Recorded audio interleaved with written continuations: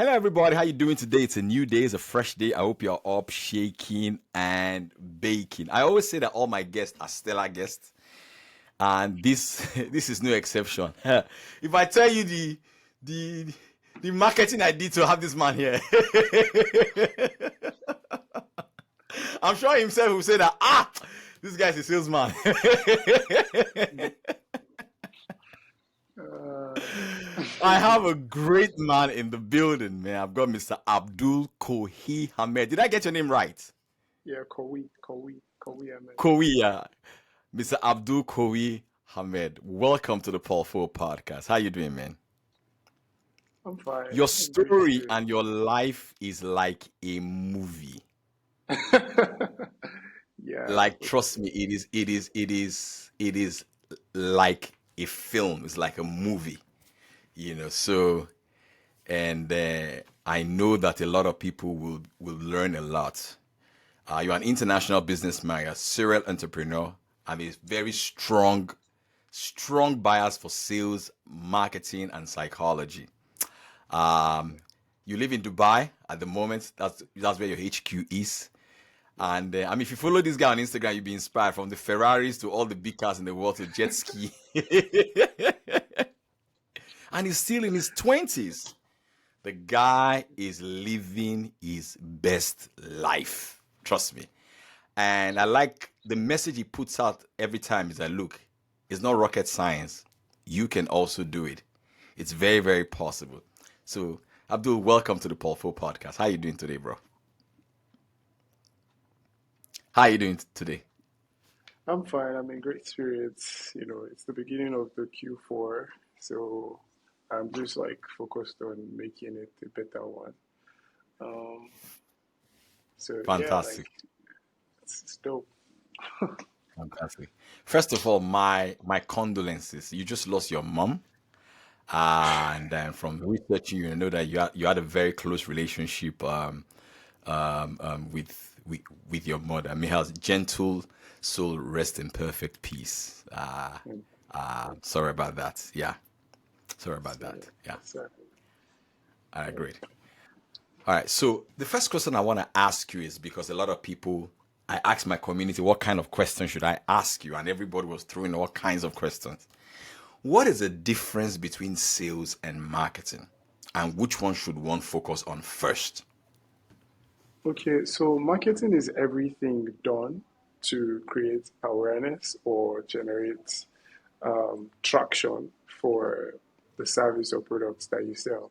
Sales is when there is the exchange of a transaction between you and the lead, right? So someone becomes a client when a sales has occurred, but everything that is done to acquire that potential client to make them a lead is marketing. So your advertisement, your um, social media content and all of that, that's like marketing. You're generating Mm, awareness, you're building up interest, and you're making people excited about whatever it is you're offering. But when the transaction has occurred, yeah, a sale just happened. Now, I mean, like at the end of the day, they are like two sides of the coin that are very, very important for a business to grow, right? But the most important thing that a business owner has to focus on is sales. Like at the end of the day, I don't care how good your marketing is. Like if no one is buying, then to hell with whatever you're doing, right? yeah. So your end goal is to generate sales. And I always say the best person you can learn from is Jeff Bezos. Bezos believes that Mm, if you can create a great experience for someone who invests into your offer or your product, then they are more likely to come back and buy. And that's why Amazon is the fastest growing company in the world. Like I have a ton of investments into Amazon as a company because I believe so much in what the business is about, right? And I mm, run my business like Amazon literally. So yeah, like anyone who's a business owner should read the Bezos letters. It's very, very important yes. It's a to gold mine. understand, Yeah. yeah, to understand how, businesses are run, and you have to build your business like you will end up selling it someday. That's the way I run my businesses. So, Fantastic. uh, and especially if you're dealing in high ticket luxury items, like I sell high ticket offers, 25,000 to $250,000 price points. And I also buy luxury cars. I'm a fan of luxury cars. I just spent $1 million on cars in the last couple, maybe like 2 weeks ago or something. No, no, actually 5 weeks ago. So yeah, like why do I keep buying Lamborghini? Why do I keep investing into the Ferraris? It's because like you enjoy the experience. There's no way you be behind like a 1,000 horsepower car and you don't feel on top of the world. So your goal is to Mm. give that same experience to the consumers, the people who buy from you, and yeah, the sale will always occur. So yep. Very, very powerful. You said something powerful in researching you. Well, your dad was a professor at the University of Ibadan, the premier university in Nigeria, and your mom was a teacher. And in their combined revenue in a whole year is less than $1,000. Let's say $800 a year. And look at where you are now from that place to year, over $250 million in revenue as a business. That is a massive, massive leap.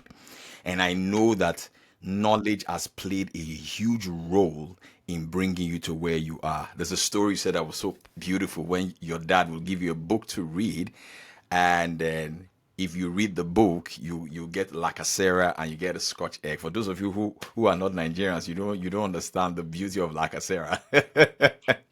And you said one of the books that really changed your life the most was Rich Dad Poor Dad. Speak to us about that book. And are you still using that model, that framework, to run your business up until now? Well, yeah, I believe like the books you read, if you read 1,000 books, you live 1,000 lives through 1,000 eyes, right? And Hmm. so growing up, It's powerful. my dad was very, very instrumental in that aspect because like he's a professor and his end goal was for me to become a lecturer. And um, Hmm. I would Really, you are a say, lecturer now, right? Right now. But it's just that yeah, you're a just $1 million lecturer. yeah, just not the way he is, right? So Yeah. yeah, I mean, my childhood, I didn't really have like fun childhood like every other person because like while I was in primary school, I will read these books because I want to get Scotch egg by the time I get home. And while others are playing, I'm busy like reading, and that just builds curiosity. Like I've always been a curious kid, but you know, like that empowered the curious city that I had.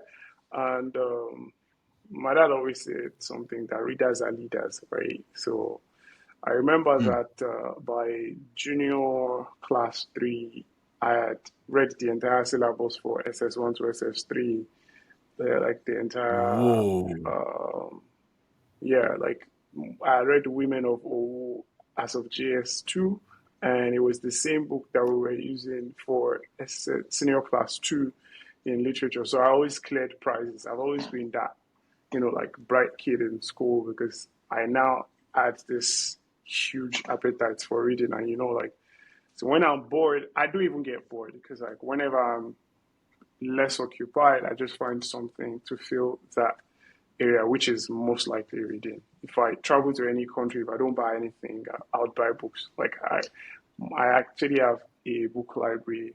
When I was living in Nigeria, I had like a room that was just books, like books, books, books, books. Wow. So I had developed that appetite for reading when I was very, very young. So I think that was like an edge that I got because now, and like reading requires focus. Like you can't be Hmm. reading and do any other thing.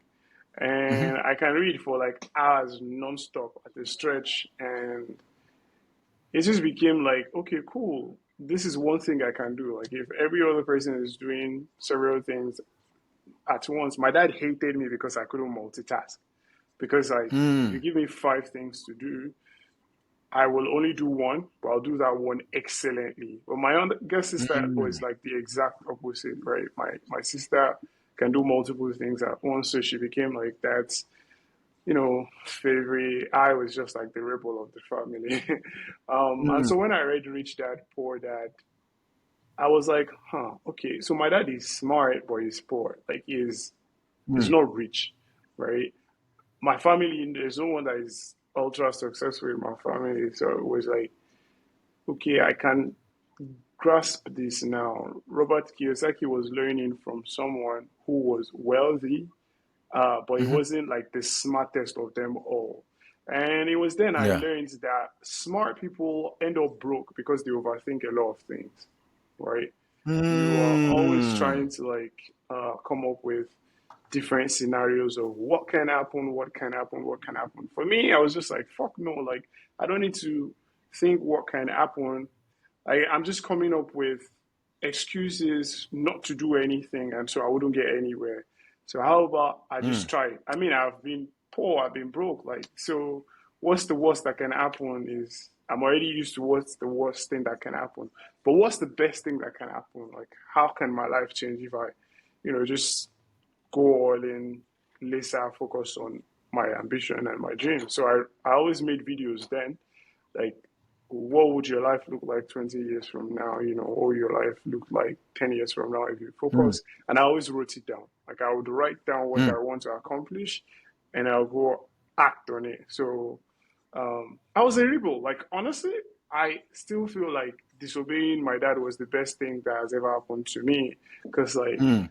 my dad wanted me to, end up being like an academic, like a lecturer and shit like that. But there was a point where I sat down and I was like, you know what? You're not fulfilled, man. Like this man isn't fulfilled. Universities go Mm. on strike.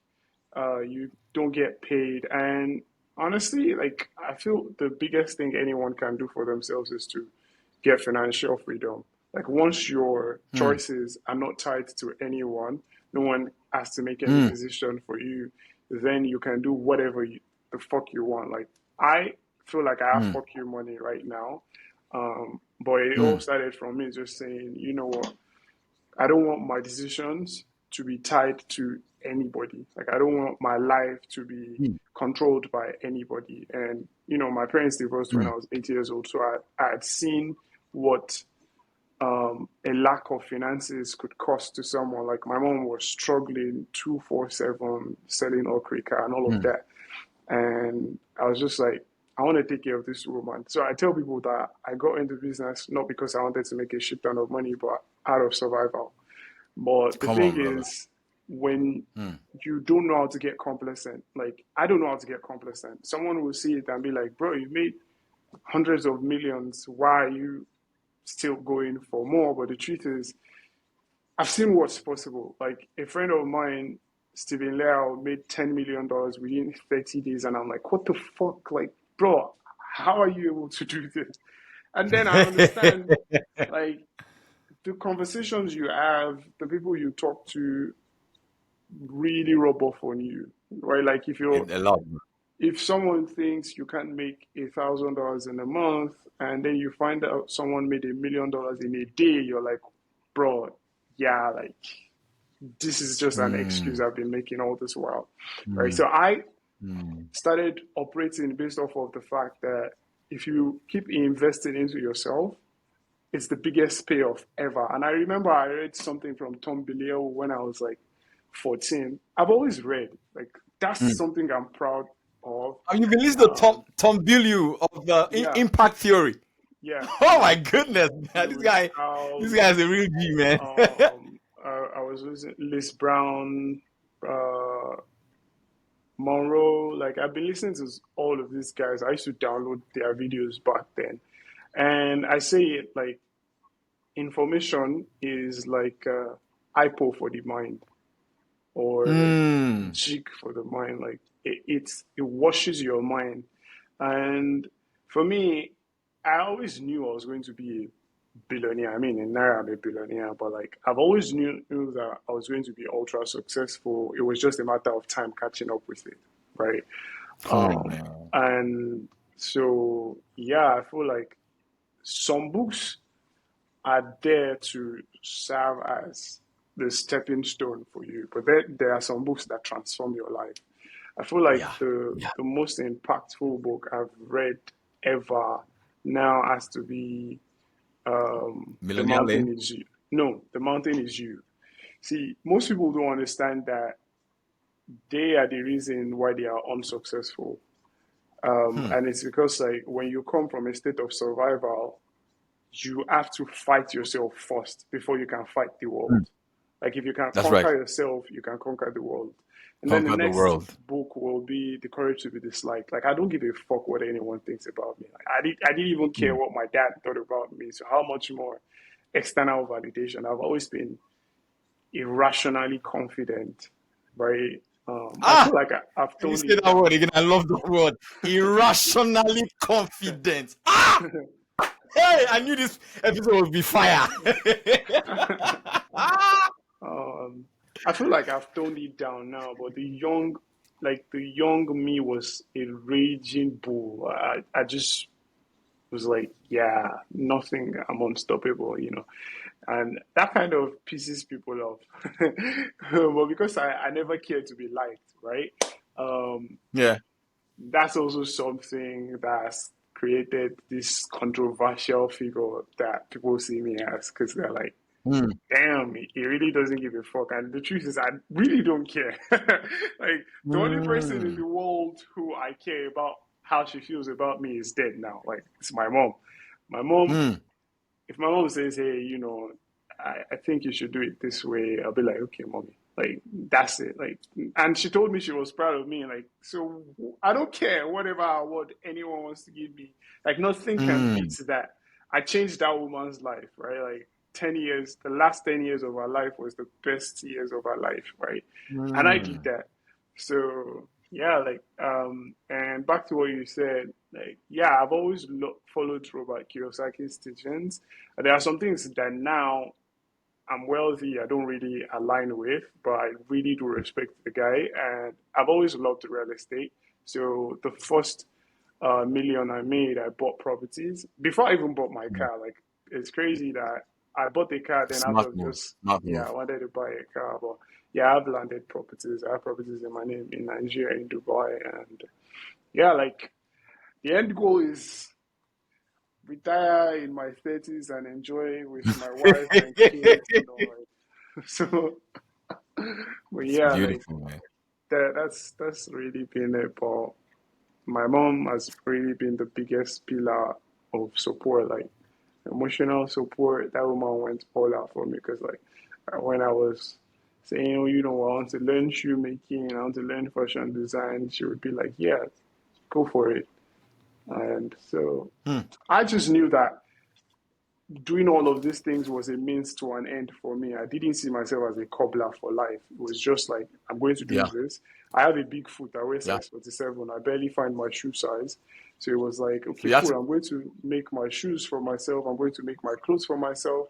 But people fell Yeah. in love with the designs of the shoes and they started ordering for it. So I would save that money and then use it to buy courses. I feel like information is powerful, but execution is where the transformation occurs. Yes. That's So, where the power is. That's where the power is. So yeah. powerful. So let me switch gears a little bit. Your mom was a compelling reason for you, was a driving force for you. In your own words, it was like a pillar. Now, as she has gone to the other side of of eternity, what is your compelling reason now? Because you've got everything that money can buy. Yeah.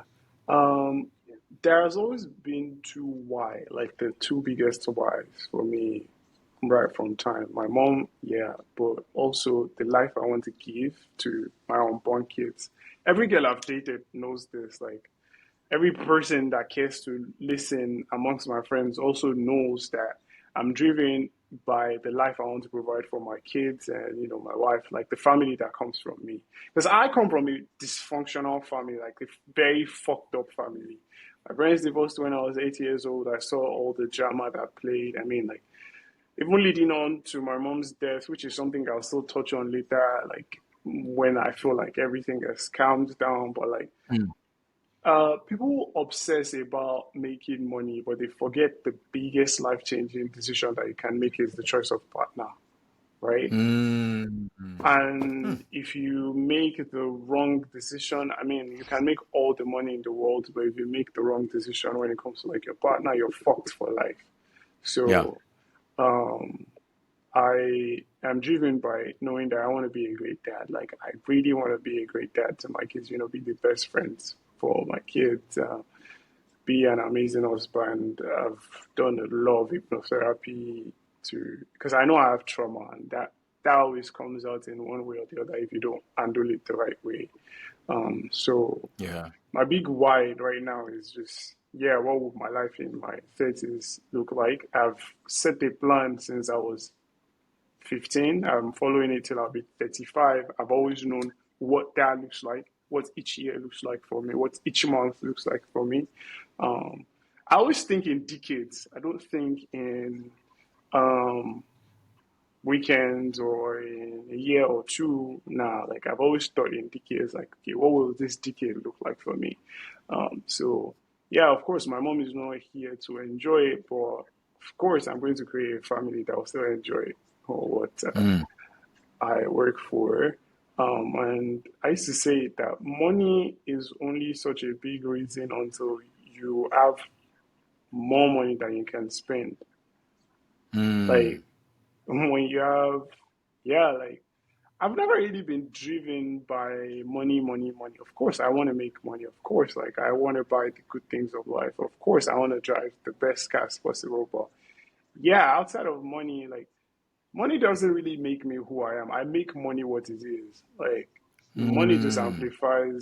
amplifies who you are at the grand scheme of things. Like, yeah, now you have access. Like I date who I want, not who wants me.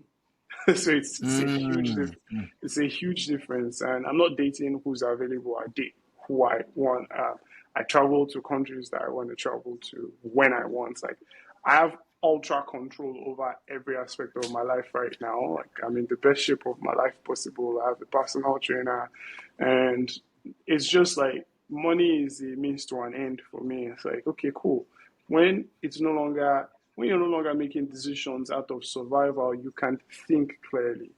I've gotten way out Mm. of survival mode since like I was in my teens. I made my first $1 million when I was 19 years old. So like I've been in money for quite a while. Like I'm 25 now, so I feel like I've made the stupid mistakes that it comes when it to money. But at the end of the day, my big why is the family I will start because like I feel that will give me so much fulfillment. And also, I have a younger sister. Like I feel like I raised that girl.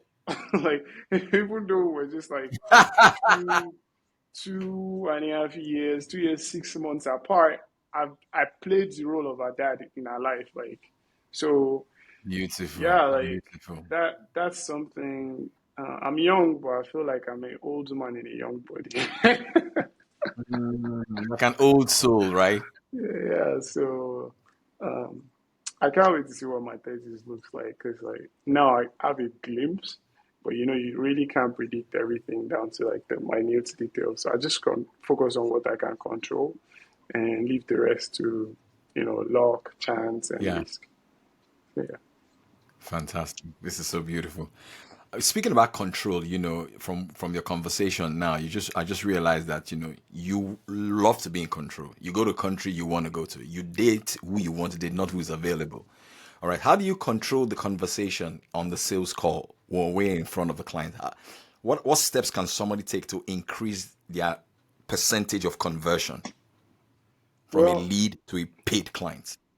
the biggest job is done before they get on the call. Like people come in and on the call, like I just close 200K, 250K enrollments on the call within minutes because like I've already built up my should I say like my brand reputation, the social proof. Like if you go into my even anyone who checks out my Instagram right now will see that I have Mm. highlights that is filled with tons of testimonials.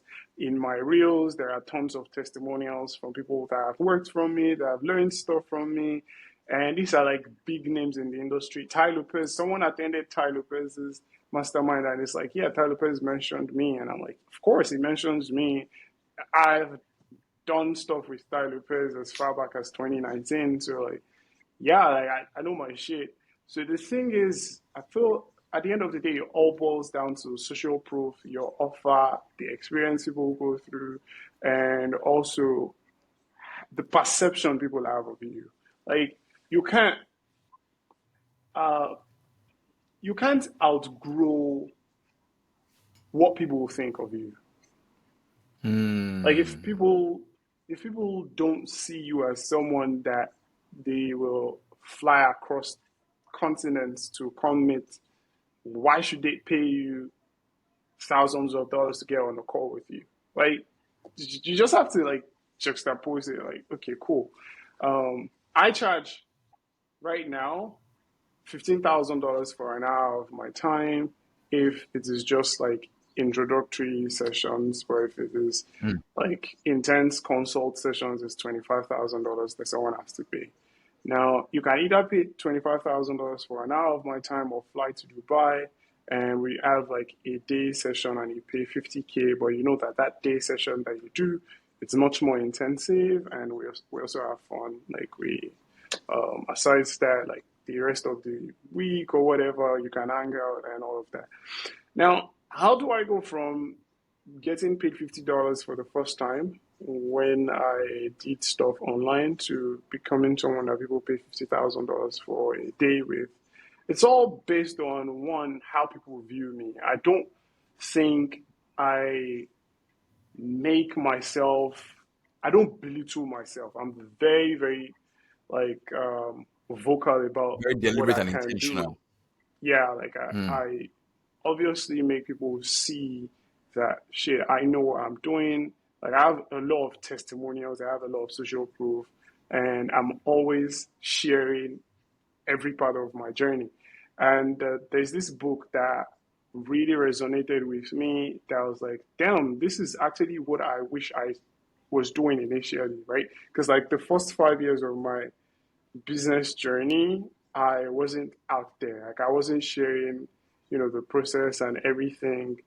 But the moment I started documenting my journey in 2018 October on Twitter, everything just went like. And the book is Show Your Work, by the way. Like, it's the same guy that wrote Still Like an Artist Austin already. Kleon. Austin Austin Kleon. Kleon, yeah. So Yeah. I started documenting my stuff on Twitter, and like blogs will pick it up, and they'll be like, "This guy says he makes $450,000 a month from this," and they're like, people are baffled, like, "What the fuck is he doing? How is he able to do this?" And then I think there was a point where I had my first $1 million day in maybe like 2019 or something. And they also picked it up again. And then one of the news media houses in Nigeria said they wanted to interview me or something. I always turn down media and press, whatever, because I was young, and to me, I'm like, who the fuck wants to listen to a kid who has acne all Hmm. over his face and is saying is making all of this? Plus, I was also scared. It's Nigeria. Like, I don't want to get kidnapped or anyone, Hmm. come at me Hmm. and all of that. But at the end of the day, I think it all just boils down to demonstrating your process. Like people will buy into the outcome when they know the process. Because I can tell someone I'm going to Hmm. help them lose weight, but trust me, there is keto to lose weight. There is dry fasting to lose weight. There is, you know, um, weightlifting to lose weight. Like there are so many ways to get to the desired outcome, but there are Yeah. different processes to get that outcome. So if people are sold on your process, it's easier for them to believe in the outcome, like knowing it is Hmm. possible. And this is also going to help you reduce buyer's remorse. That someone pays for something from you and then they end up asking for a refund because now they are not willing to go through with the journey to get to the desired destination. Hmm. So I sell Hmm. people on my process a lot than I talk about the outcome. I know I can help you make like $1 million in a week or 3 weeks or 4 weeks, like, but you need to have this process in place, you need to have this system in place, you need to have this team, you need to have A players, you need to have all of these things in place. If you don't have it in place, I'm not a magician, I'm not going to help you make that money. And I also disqualify most people that I even accept. Like for us to work together, I really need to believe that, yeah, one, you're a credible source in your space. Two, I need to understand that you have an offer that delivers on its promise. And three, I need to know that you have the systems, automations, and team member in place to make this possible. Outside of that, Mm. I'm sorry, I'm not working with you. So, yeah, that's why. But Very my close rate now is super high because, I mean, like people just come in and they're ready to pay because they really see that, yeah, this works. I mean, someone just started working with me a few weeks ago, and now she just closed like someone that has been in our pipeline for £15,000. Like, she literally has made her money back within Mm. days, right? And it's Mm. just the beginning. So, yeah, the only way you can sell to people is making them understand that you know what the problem that they are going through is, and you can predictably help them get to their desired Mm. outcome only if they fall in love with your process. So Mm. yeah, it's like problem, process, outcome, but the outcome is impossible without the process. So yep. Yeah. It's very, very powerful. In observing you, right, and studying you, I observe that you have very high standards. Yeah. You said very, very, very, very high standards. How do you cultivate that? Even for me to get on this interview with you, I learned that I was discussing with my wife. I was like, man, this guy has his standards are high. And I liked it. And I enjoyed it. So for me to have you on the call, I was just saying I'm going to ask you this question: how did you cultivate high standards? And I'm sure it's in everything that you do, from the clothes you wear to the environment that you live in. In fact, I watched one video when we were talking about one of the best things that you can do as a young person is to move from your country to another city, something like that. What role does high standards play in bringing you to where you are right now? I And how can people believe, cultivate it? yeah, I believe you get out of life what you request from life. You don't get what you Ah, deserve. Like no one gets what they deserve. They get what so they demand. powerful. Right? People are Can like, I oh, can I interrupt you a little bit? Can I interrupt you a little bit? yeah, No wonder they say truth is truth. Napoleon Hill said this in Think and Grow they Rich. can go That book is rich. Yeah, 85, 86-year old yeah, book. He said that life will pay you a menial wage if that is what you demand of life. yeah, yeah. And that's I what you're mean, saying. it's So true. powerful. Go Yeah. ahead, go ahead. And for me, right from time, people always just look at me like, you always dream big. I'm like, my dream was given to me because only I can see where I want to be. You guys don't have my Hmm. dreams, right? Like, if it was your dream, you will be the one to see it. And Hmm. dreams are just mere ideas until it is backed by action. And then people Come on can now. see the result, right? Like when the Wilbur and Wright Oveo brothers, when they said they were going to create a plane that can fly through the sky and take people and transport people from point A to point B, they were called mad, Yeah. right? And then Yeah. when they did it, well, like, oh, I was called crazy because I always told my aunts that I will never work a 9 to 5, right? And everyone that I was surrounded by was working a 9 to 5, and I'm like, these people are not living the life I want. I'm never going to do this. Like, So so powerful. um,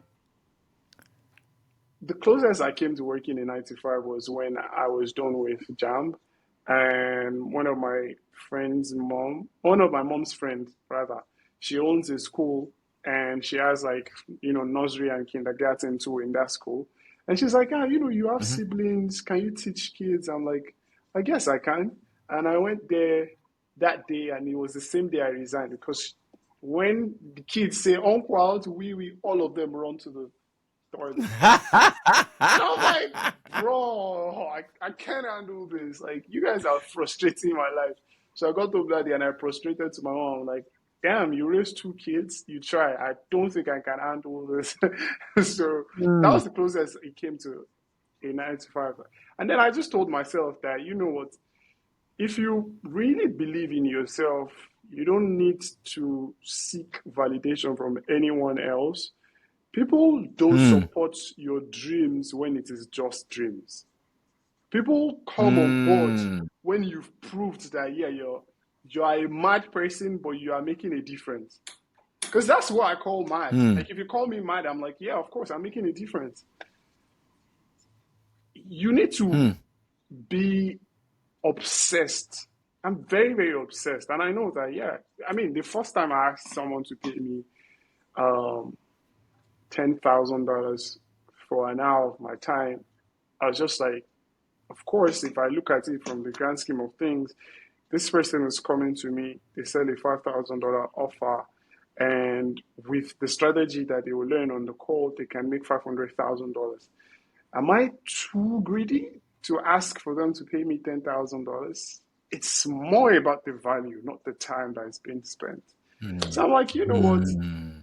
Yeah, I'd ask for 10K and they paid. And I'm like, huh? So if I was like, let me just keep quiet, like closed mouths don't get fed. So they Come on, paid. brother. Ha And ha. the next Ah. one, I was just like, you know what? I'm going to tell this person to pay me $20,000. And the only way I'm going to ask them to pay me $20,000 is by showing the results that this last person got. And guess what? The Produced. last person ended up making $3.4 million. I was thinking they were going to make $500,000. They made $3.4 million from a challenge that they ended up launching a 4 day challenge. No, it was a 3 day challenge. And by the end of that, they made $3.4 million. And by the end of that week, I think it was like $5 million. So am I insane to ask for $20,000 when someone who paid me $10,000 ended up making $5 million from the same strategy? I don't think so. So you know what? I just showed the case study. I'm like, if you want to be like this person and you truly have the right process, you have to pay me $20,000 for the session that we're going to have. I was like, yeah, of course. I see proof, right? No one wants to be the guinea pig. But once they see that shit, you know what you're saying? Hell yeah. Yeah. If you're talking to the right demographics, because there's something I was talking to Uncle Steve and Harris about. I was like, sometimes it's not about working hard. It's about leveraging the right demographics. Because if you're, no matter how Mm. good you are, and you're telling a Nigerian, even like startup or whatever that has like millions of dollars in seed funding and all of that, that you have to pay me Mhm. 20K, they will look at you twice like, Mm. $20,000. I don't think so. But you're talking to an American who has access to credit, has access to all of this, and they truly know that you can help them. Of course, they will pay you. So market also Mm. determines. But yeah, that's why I'm glad. Like I never really sold to. I believe like if you're broke and you want to get rich, you can't sell to broke people. Like broke people Mm. break people. So I'm just like, I'm not doing that. So, Very interesting. Very um, interesting. Very yeah, interesting. that's really There's an author that wrote a book called Memetic Desire. His name is Luke yeah. Burgess. Bulges, yeah, I have it. Yes, and yeah, and the thesis of that book is that a lot of times our desires are not ours. We see Yeah, it from somewhere and then it's triggered. yep. When you were a teenager, you were on YouTube, you saw a marketer sitting in his Lambo, Lamborghini, yeah, and you said to yourself, man, I'm gonna do this. yeah. And it's And crazy. and people look at what you are doing on Instagram. Oh, they think, oh, it's bragging. No, you are helping somebody. Yeah. You are inspiring somebody's life somewhere. They don't get it. Can you talk to us about, you know, where you how inspiration is triggered Well, and how I that feel has like, helped you with your friend group? Mm. yeah, I feel like your struggles are useless until you become successful, and then it becomes motivation for someone else, right? Like, Mm. if you're not successful, no one wants to hear your struggle story because it's like you're just complaining. But when you're successful Mm. and you tell your struggles, we are like, oh shit, he came from this, is here now. Damn, I want to be like Mm. you. right? And for me, it's like I saw someone who had something I'd never seen before. Mm, Uh, the peak of success in Nigeria, most times, if you are from a humble family, is to buy a used Toyota. Like people have this weird belief that used is better than new, which is insane. Like I'm like, mm, what the fuck are you guys saying? New used was once new, but you want to buy something, they'll be like, no, buy Tokumbo is used. Buy this is used, right?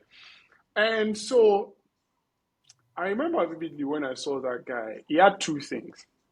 He mm, was young, right? He was mm, young mhm, and he had time freedom. There was no mm, one around me that I saw that had those two things.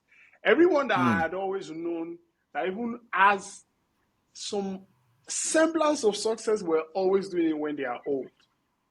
Like super, super mm. old, right? And there's something that I learned. Warren Buffett is one of the wealthiest persons to ever live on earth right now. Yes, yes. But he is in his 90s. Yeah. If you tell him trade all the wealth that you have to go back to when you were 21, he will do it in an heartbeat. Mm, Why? Because time is the only luxury that we have. mm. So when I saw that, I was like, you know what? What's the worst that can happen? Maximum, if I'm to pay for this guy's course, I will lose my money if it doesn't work out, but I've also learned a lesson. And I'm always like, Mm. since I've been young, I've always been eager to fail because I believe fail means first attempt in learning.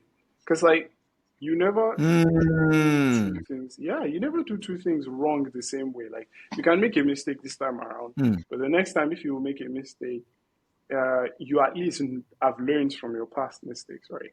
So, Yes, feedback, yeah. people don't like the fact that I post my flamboyant lifestyle on social media, and I really don't care. Honestly, like I don't care because I Mm. don't do these things because I want people to like me. I do them because I find joy in it. Like I actually enjoy. How will you be pissed when you're driving like a McLaren 720S? Like you're just this car, the wind, yourself, and your face. How will you be pissed? So, and I don't take advice from someone that is not where I want to be. Like, Come you're on, driving man. a Come on, man. Toyota, you want me to take advice from you? Like, bro, you don't even, your entire car can't even buy just the gearbox of my car. So, like, Mm. why should I listen to you? Right? Mm. But in all honesty, I also feel like another reason why I share my story and share my journey is because there's just someone that was once like me Oh, yeah. Yeah. who That may be watching you. needs to see, yeah, who needs to see what is Yeah. possible, right? There's a lot of people that's way older than I am, and they look at me and they're like, wow, wow, you're able to do this. Wow. Even like I mean, now I'm a global phenomenon. So like I have people that always look at me and they're just like, damn, you really come from Nigeria and you're able to do all of this. Mm. And yeah, like I feel like another point where I started, just sharing my stuff was because I wanted people to understand that you don't have to do fraud to make money. Like I Yeah. don't scam anybody. I don't, like defraud anyone to make my money. Like you can actually make your money legit. People will pay you. Money is just a means of exchange, right? If you have more value than the money that is in someone else's pocket, they will gladly you know, give you that money This is powerful. in It's exchange for that. powerful. So Mm. I just want the youth to understand that some years ago or some centuries ago, the means of becoming wealthy was labor. Right now, it is code Mm. and media.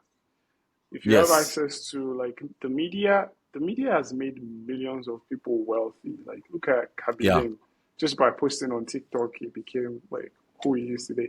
I do say it though that the first 5 years of me being in business was my first 5 years of focus. I do regret that I didn't share my journey then because Mm. I'll probably be bigger than I am right now. But I'm also glad that I didn't share it because it allowed me to just, hone in Focus on and grow. myself. Yeah. Yeah. Some Yeah. people find fame first and they lose themselves. But I know myself and now I'm going to be famous. Like, obviously, like, people are becoming more aware of who I am. Like, my video that I did about my story already has over 100,000 views on YouTube.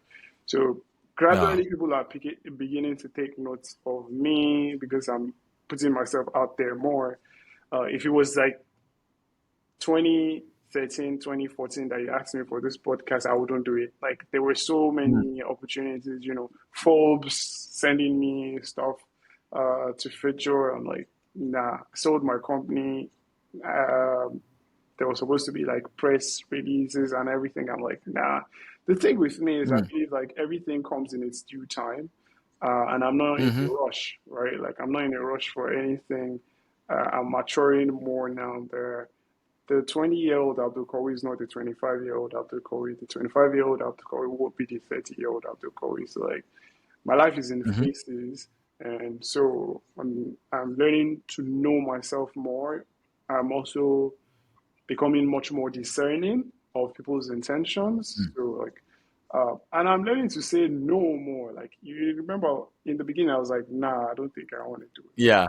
Yeah. Now they rethink, and I'm like, you know what, it's fine. Like, it's fine. Like, let's do this. So, yeah, but I'm not scared of pissing people off. Like, Dan Kennedy is like, if Yeah. you've not made anybody angry in by noon, then you're not doing enough work.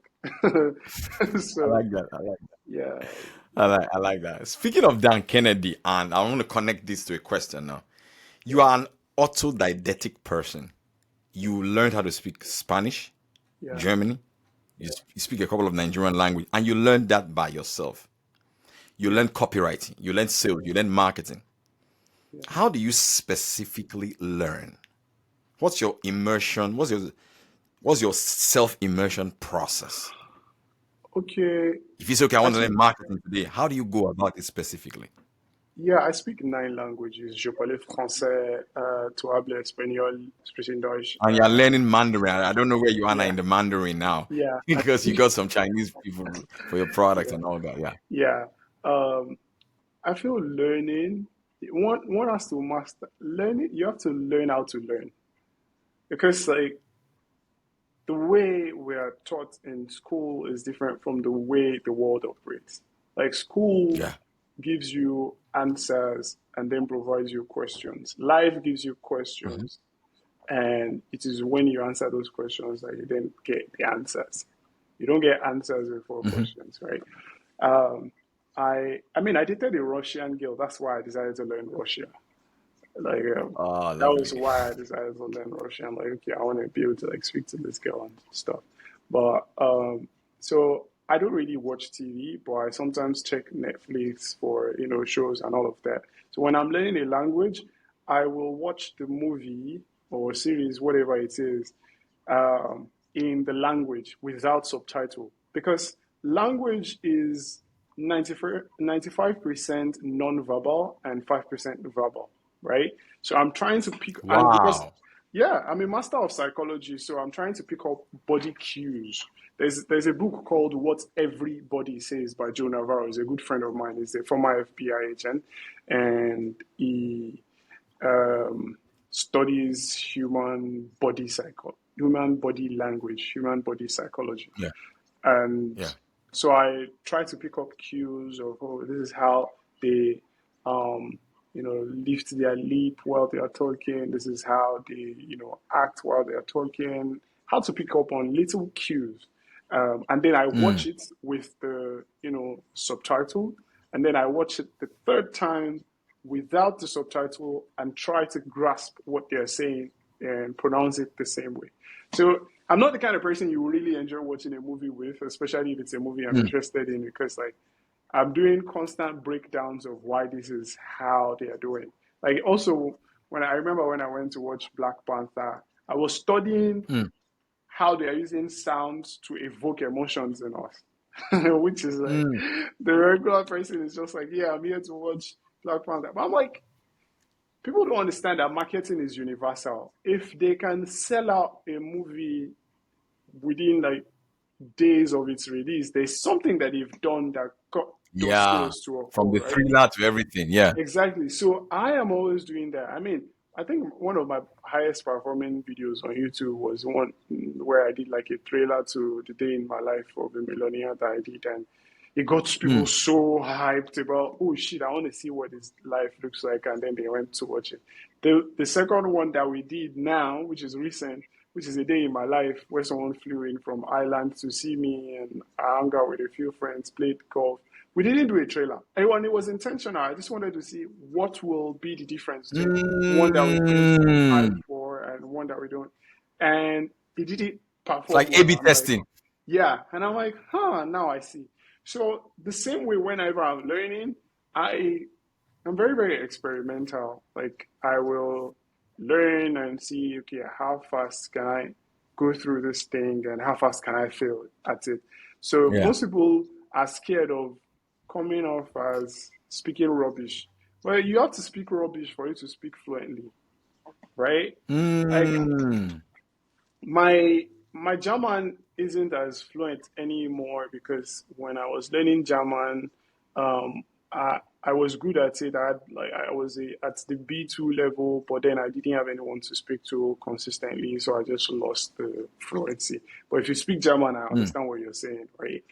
Mm. Um, and Russian, of course, I dated a Russian chick, so we're always speaking Mm. Russia. So that was something. So my way of learning is just by being obsessed. Like I'm very, very Mm. obsessed about every attention to detail for whatever it is that I'm learning. And you really can't beat me at being me. That's something like everybody is trying to do several things at once. I will dedicate as much as it is to whatever it is I want to do. And the difference is it all compounds, right? So if we are both to study a material right now, and maybe you are dedicating like 2 hours a day to it, and I'm dedicating 10 hours to it, I'm already 5x you at this point, That's right? right. Now, Yeah. if we do that 10 hours every day for 365 days, right, I already have 3,650 hours in the first Mm. 1 year, right? Mm. You, on the other end, like you're still playing around, you're at 780 or whatever hours. By the second year, I would leave you in the dust. Like you can't catch That's up right. with me anymore because I'm spending literally almost half of my days learning this thing. By the third year, I'm 2 years ahead of you because when you look at the Yeah.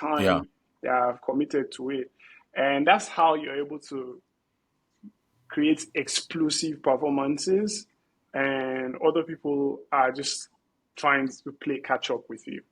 But the issue is most people play not to lose. I play to win. And there's a huge difference Mm. in between those two mentalities. Like when you're playing Mm. not to lose, you're still scared. You're operating from a place of fear of Yes. I just Scarcity. hope Yeah. this doesn't work. I just hope. For me, I'm Yeah. playing like, yeah, whatever it takes, I'm going to give it. So yeah, that's how I learn basically. This has been a very powerful conversation. One more question before I let you go, Abdul. I really enjoyed this conversation. This is the first podcast that I'm doing, and I'm taking notes myself. Usually, I listen to it again, but as it's going on, I'm just taking notes. This is so powerful. So now, I mean, you are constantly growing. What podcast or what book are you geeking out on right now? What's your favorite podcast? What are you listening to right now? Honestly, I'm not Or listening to YouTube any video podcast or right YouTube channel. now. Yeah, yeah. But the book that I'm reading right now that I just can't stop reading is the Bezos Letters. My goal is to take my company to $250 million annually. Um, and that is much more feasible in 2024. 2023 will be our first triple, um, yeah, like I say 8 figures, 9 figure year, like in an actual year. Hmm. of making nine Wow, that's figures. This powerful. will be the first, yeah, like this will be the first year of us getting to nine figures in just 1 year. But like next year, 250 mil, and so reading the Bezos letters is just like well, the thing with me is if I find something very, very good, I will You just read go it hard on until, it. yeah, I just want to geek on it and read it, read Yeah, it, read it. Um, yeah, Someone that I was always listening to, and I still do listen to, is Alex Omozi. Even though I don't really agree to the dynamics of he and his wife with some stuff he has said, I'm just like, well, listen to the message, not really the messenger. And then I like Sam yeah, Ovens. Sam Ovens is like an OG in the info product space yeah. that I've That's a always great man, man. Great like. man. So I listen to Sam Ovens. Um, and then Michael Senoff. So Michael Senoff has a website that is like forgotten marketing materials or something. Literally, I just spent like $48,000 on buying some subsection of his, you know, marketing swipe files, like stuff like that. I'm a Mm. direct response marketer at core, so I keep going back to how people have sold stuff with mail marketing back in the days when there was no internet. So Yeah. that's why there's always like a Mm. difference in between my marketing copy. One thing I still never outsource is my emails. Like I write my emails myself. I write my copies myself. Lovely. Like I come up with my VSLs myself. I write my webinars by myself because every time to me it's just like how can I create more cash out of thin here every single time? Like, okay, I beat this one, last one. How can I make this one better? And so, even though it's not like the most, should I say, or the smartest thing to do, because I should delegate that out. But it's just like I really haven't seen anyone that can beat my copy. And it's not bragging or anything, but I've learned from some of the Mm. craziest OGs Very of best. marketing. Yeah. And then I added my own touch of new school marketing to it. Twist to And it. Yeah.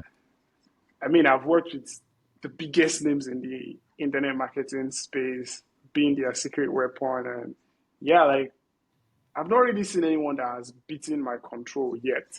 Like I wrote Mm. a copy that ended up generating $14 million within the first like 72 hours of it being launched. So like, yeah, I just haven't seen anyone that's beaten it yet.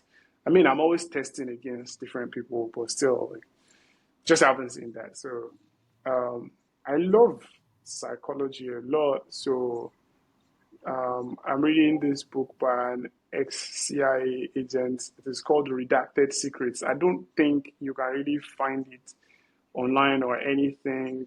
It was part of some materials that I got when I signed up for a mastermind. But bro, like redacted, Mm. it's like black book, the black book of redacted secrets. It's so fucking insane Mm. how everything is propaganda. Like the Mm. the way we are made to brush our teeth now was propaganda by the big pharmacy in the 60s. Yes. The way we are made Yes. to drive right now is propaganda by the automobile. It's just insane. Like once you understand marketing and psychology to an extent, you won't view the world the same way ever again. Differently. Like you just look at It's like everything Edward that, Bernays yeah, propaganda. I mean the father of propaganda. So Yeah. I read that, and then my YouTube channel, I just study it every single time. Like, okay, what am I doing right? What am I doing wrong? I think I'm probably like less than 100 people away from 20,000 subs, and so now it's like, okay, Yeah. cool. How can I make this better? How can I make the channel better? What can we done? What can we do to improve it and all of that? But yeah, like I've not really listened to any podcast in recent times. I just listen to books. Like I just go back to the same books that I've read over and again. Um, I am I like also that. binging the entire Neville Goddard series, Awareness. Like Yeah. yeah, Neville is a great man. Great man. yeah. So Great man. Funny if enough, I you was want, listening to me yesterday. Great man. Changed my life. Great yeah. guy. So if you Great guy. understand yourself, I think most people seek without instead of seeking within. Like Within, yeah. you just need to find yourself, understand who you are at your core, because everything it takes for you to really become whatever you want to become in life, it's already within you. You already have the raw deposits in you. It's just about bringing it out and Mm, showing the world fearlessly, like regardless of whatever anyone yeah. thinks about you, whether people like it or not.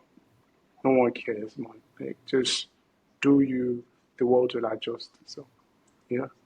This is so powerful. Man, Abdul, this is a mass. This right here is crazy. Whoa. I want to say thank you for coming on the podcast today. Guys, those of you listen to this on the podcast, smash the subscribe button on Spotify, Apple Music, Apple. If you're watching this on YouTube, click on the subscribe button. Wow. Where can people get more of your stuff? Where can they find you? Uh, Instagram, Facebook, Twitter. yeah. Where? YouTube, I'm the going to put it Abdul. in the show note though, but you can just say it out loud so people can know. Yeah, YouTube, the Abdul Qawiyy. Instagram, the Abdul Qawiyy. Twitter, H Qawiyy. Um, I will put a link to that and in the show notes. yeah, and if you want to learn from me, you find it in my IG bio. Trust me, I don't play the small You games. have a So university now, the yeah, Paid paid Setters setter university. University. Yeah, so we train people Paid Setter to University. work with high ticket business owners, Yeah. and then it's like they learn how to make an extra $5,000 to $10,000 a month by chatting on behalf of business owners in their DMs. And so yeah, that's like my lowest tiered offer that anyone can enroll into. If you qualify, They can sure, start from there and begin to you'll be build part up. of it. Yeah. So if you're interested, just click the link in my bio on Instagram and go watch the free training, Yeah. and then you can enroll Yeah. into the community. I'm But gonna yeah, put the link in the show notes as well everywhere. yeah, sure. Wow. Let me stop record and then we will just chat a little bit before I let you go. All right,